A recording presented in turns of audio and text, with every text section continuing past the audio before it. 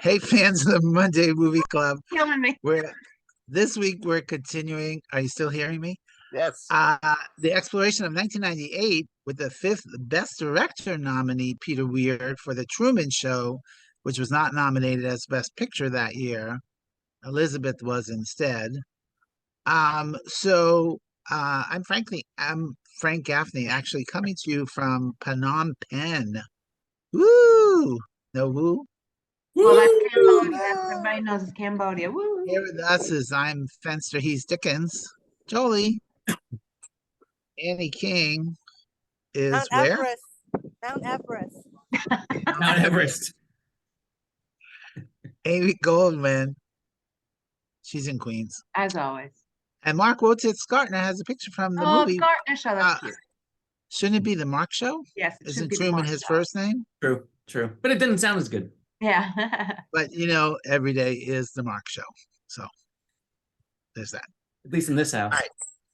So the Truman Show it's a brilliant script. It really is a brilliant script. And the conceit that Truman has unknowingly been the star of the Truman Show all 30 years of his life, with the hidden cameras following his every move. Every person he encounters is an actor on the world's largest soundstage. Actually, it's Florida.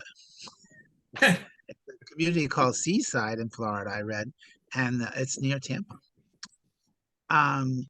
It's so brilliant and even a little prescient of all those reality TV shows. Ed Harris is the Svengali who has orchestrated all of this and spent 30 years really watching Truman and trying to plot out his life. And then a series of mishaps happen and Truman starts to question his world. And it's so beautifully plotted and the performances are so good. Laura Linney, amazing. Holland Taylor has exactly the right tone. And that veteran actress stuck in the same role for 30 years. And especially Ed Harris. Just brilliant. Everybody's great. And Jim Carrey is mostly great. But we always talk about Oscar and getting snubbed. I do not think he was snubbed. Oh no, I don't either. Because while he does have some very effective scenes as Truman and as Truman's life unravels for sure, the earlier version of Truman had too much of Jim Carrey in it. So he didn't seem as innocent because when he did that good morning and good day and then it was total a Jim Carrey moment. And you don't really think of him as the innocent Jim Carrey, as an innocent that we need to believe that he is. So the facial expressions, and it almost made it seem like he was aware that there were cameras and it was a fake life. So no, Jim, you did not deserve an Oscar nomination. So eventually Truman gains sufficient awareness of his condition and decides to leave home. And that is where it really becomes so fascinating that they really have constructed this whole thing and every attempt of his to try and get away. And so, but we do see him develop into a more mature, just like Mark. And sophisticated. More mature and sophisticated. And so he does finally become an adult, leaving his child self behind and becoming a true man. Get it? True man. Get it? And like I said, definitely the modern era of reality TV began the very next year with Big Brother. So, and I read this quote. I read this quote. I thought it was great. Andrew Niccol, who wrote it, he said, "I certainly didn't foresee the onslaught of reality television. I doubt my film had much to do with it, but if it did, I apologize." I really appreciate that. So I definitely enjoy this movie very much. It's worth a watch or a rewatch if you have seen it already. And this one gets 3.5 stars from me out of 4 stars. I really did enjoy it. I think it's a great piece. Aim, do you agree Yeah, but I with think I don't know what Mark was gonna me, say. Goldman? Can you not hear me? No, I can hear you. I can hear sorry. you. Uh-oh. My internet connection is unstable. Mhm.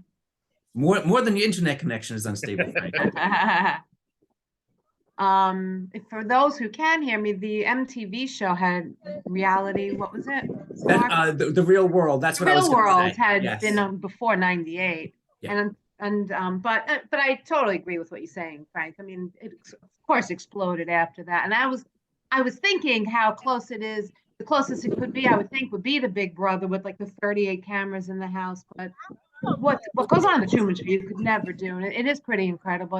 I do agree the script was great, the whole conceit was great, him figuring it out, and it was all done so well, and always trying to escape, and he never could. And then having the scene with Harry Shearer, where now Ed Harris can explain to the audience exactly what's going on, how it all came to be, I thought was really well done.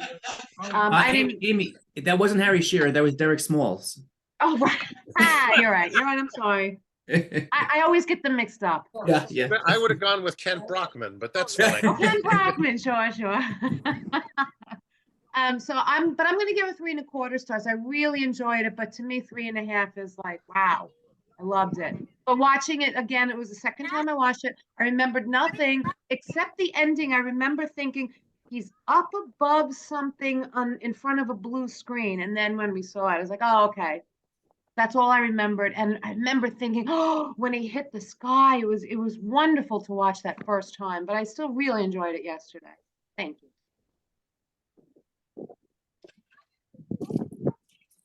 Annie, can you talk to us? Yeah, sure. What she said, 3.25 stars. I just found out it took That's him it? 30 years to notice the same loop. Well, you see, I thought the same thing when he was in the car and he said, now a beetle will come by with a dent. I thought, wait a minute, is this just Groundhog Day? But I don't think that's what happened. It wasn't a loop every day. So what was the explanation for that? Because it really wasn't every single I day. think it's like in a movie when you have extras that have to walk in the background. It's the same extras doing the same thing over and over again until the action starts. And they probably have a group of extras that are on a loop for like Monday, Tuesday, they're different extras Right. each day. Those are the days they work. Yeah. And that reminds me, I'm sorry to cut you, Annie, but I meant to say, when I was reading the trivia yesterday, I loved it when he went to the travel agency and she was wearing the makeup bib and she ripped it off because she wasn't supposed to come so soon. She was never supposed to meet him, something like that. I didn't even notice that. That's right, because whenever he broke from the routine, they had to very quickly go into the next mode. Yeah. Like the elevator bit. What? And the fact that the same person played his best friend from when he was 7 years old, like that kid had no life other than. Never mind that. What about Laura Linney, who's ready to have a baby with him? Like that's dedication to a role, man. Yeah, right. It's okay. Well, yeah, it's the one that Danielle couldn't commit to. Yeah, I think exactly. I think he had peripheral friends. We just didn't need to see them. That would have been a 4-hour movie. Yeah, right. Yeah, exactly. But yeah, I mean, like anybody on a soap opera, it's a paying job. You go in and it lasts for 30 years and then you're like, wait, what happened to my career? I've been on this show for 30 years now. My one question is but they could never leave. They didn't have a family to go home to. They didn't work 5 days a week and then went home for 2 days, or they had to spend their whole life there. Yeah, you're right. They're like always on maybe call. Maybe they made up excuses to be other places. I have to go work, a conference this week, or I gotta go out of town. My crazy psychotic daughter to Fiji. Yeah. There you go. Now that you're saying it, the best friend Noah Emmerich, he said something about when I used to go delivering. So maybe that was the answer right there. He was gone. Maybe he went to college for that explained why he was gone for months. So he was away. Yeah, he was away for a few years and then he came back. Yeah. when they gave him a big buttload of money. Or he could have been a different actor playing the same part. You know, if he aged. Right. If he grew up, yeah. If he was gone long enough. And then all they had to do is give him the backstory and he would know what they did as children. Yeah. Yeah. Right, Boom he just watched chakalaka. the repeats. Exactly. Okay, Are you that's done, it. Annie? That's it for you? All right. The Oh, Gartner and Show. also working for Ed Harris or working in the TV studio. Paul Giamatti, yay. There was an Asian woman, and I thought, I wonder if that's Una Kim, who I went to high school with, because she wanted to be an actress, and she was famous in my school for wanting to be an actress, and she became an extra, and then she moved up in the world, and it was her, except it wasn't Kim anymore. That's all. Oh wow. Yeah. Wow. I just had a different last name. Did you look up her IMDb to see what else she's done since this? I was This was going to, 25 and then years I ago. got distracted. What are you doing right now? Nothing. If only there were a way you could look it up now. Yeah, it's just Mark. You don't really have to listen. Mark, go ahead. My review is going to sound a lot like Amy's. This is the second time watching it. I watched it. I don't know if I saw it in a theater or not, but when it came out, I saw it.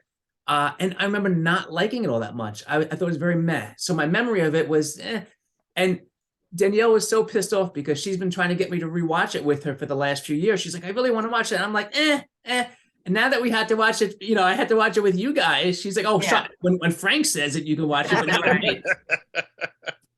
I thoroughly enjoyed it. I really was pleasantly surprised. Oh, good. I like the opening credits with the actors within the Truman Show, with the credits. I loved all the product placement and advertising, looking right into the camera. Very funny. I totally remember the good morning, good evening, and good night, and him stopping traffic. But other than that, I didn't remember. Like, it was basically like watching it for the first time. And I love the ending. Danielle gives it 3.75 stars. I'm in between 3.25 and 3.5, so I'm going 3.33. It ripped. Oh, I'm sorry. That's 33 and a third. 33 to third stars. That's it. I mean, the only thing I would say is, out of everything in the movie, the one thing I find unbelievable is that anybody would actually watch the show. What would you watch somebody sleeping for? Boring as hell. Wait a minute. And No, what was because killing when they me was did, what if he was walking around his house naked? What if Yeah, they had a thing in the mirror, in the bathroom mirror. Come I on. thought that too. Let's just hello, gloss Amy over that. Goldman. Amy Goldman, you do remember that Big Brother you could watch 24/7 on Showtime. Remember that? When And they see did that people for a naked? while? Yeah, but it wasn't live enough that they couldn't stop it and blur things. They would never show anybody naked. Right. At the end of the day, Right. at this point in time, that's what Google and YouTube are for. Oh, what did you miss last night while you were sleeping, Right. while Truman was sleeping? Amy, by the way, there are Big Brother series in Europe where you can see them naked. I'm sure, Yes. because Europe, Yes. Yeah. And yeah, literally you say, oh, I can see you're up. Hi, She Joey. hasn't worked since 2007. Did she get married? Yeah, because it even says born Una Kim. So I assume so. Oh, wow, funny. But she was in the Closer, Girlfriends, Curb Your Enthusiasm. So it's cool. All right, so find her on Facebook and friend her again. Oh, I wasn't Joel. bad. Joel, what did you think? Oh God, I hated this movie so much. You weren't friends with her? Why are we No. talking about her then? Because I knew her. But we weren't Oh, friends. great. Okay. Let's let Joel Joel. talk. You're Joel, right. you did not hate this movie. Shut up. I wasn't sure if you heard that because you just shifted I right did. to Amy We and heard her it. non-friend friend. Come on. Peter Weir is an excellent director. Peter Weir is an excellent director, and I've seen the movie a few times. I probably have not seen it in over a decade at this point. It's a good movie. Watching it this time, it